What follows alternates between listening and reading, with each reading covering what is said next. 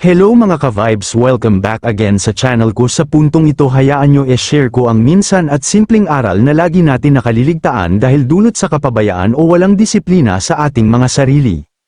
Grabe, sobrang napahanga at nakaka-proud talaga si Medeth. Talagang makikita mo kung gaano siya kamaalaga at karesponsableng anak at kapatid. Hindi lang niya iniisip ang sarili niyang kalusugan, kundi pati ang kapakanan ng buong pamilya niya. Isang araw, sinamahan niya ang kapatid niyang babae na magpa-check up dahil hindi raw maganda ang pakiramdam nito. Sumasama ang tiyan at mukhang may nakain na hindi masyadong hiyang o baka may nakairita sa sikmura niya. Kaya imbes na pabayaan lang, agad siyang nagdesisyon na samahan ito sa doktor para masigurong maayos ang kalagayan nito.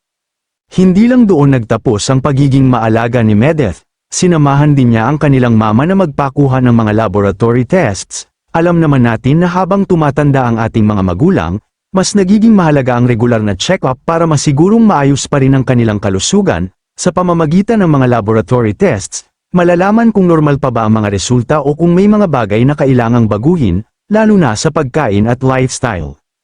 Napag-usapan din na mahalagang maghinay-hinay na sa pagkain ng mga sobrang maalat, matatamis, at mamantikang pagkain dahil ito ang kadalasang nagdudulot ng iba't ibang sakit kapag napapabayaan. Totoo naman na habang tayo ay tumatanda, mas marami nang nararamdamang mga karamdaman, kaya mas mabuting maaga pa nito habang maaga pa.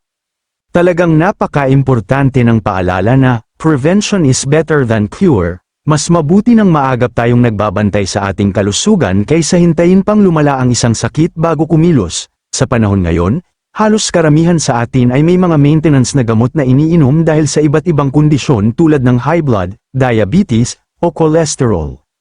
Kaya magandang paalala ito para sa ating lahat na maging maingat sa ating araw-araw na kinakain at huwag kalimutang alagaan hindi lamang ang ating sarili kundi pati na rin ang ating pamilya. Dahil sa huli, ang tunay na yaman ay ang pagkakaroon ng malusog na pangangatawan at ang pagmamahal at pag-aalaga sa isa't isa. Talagang kahanga-hanga ang ipinapakita ni Medeth na malasakit at pagmamahal sa kanyang pamilya. Muli maraming salamat po sa inyong lahat.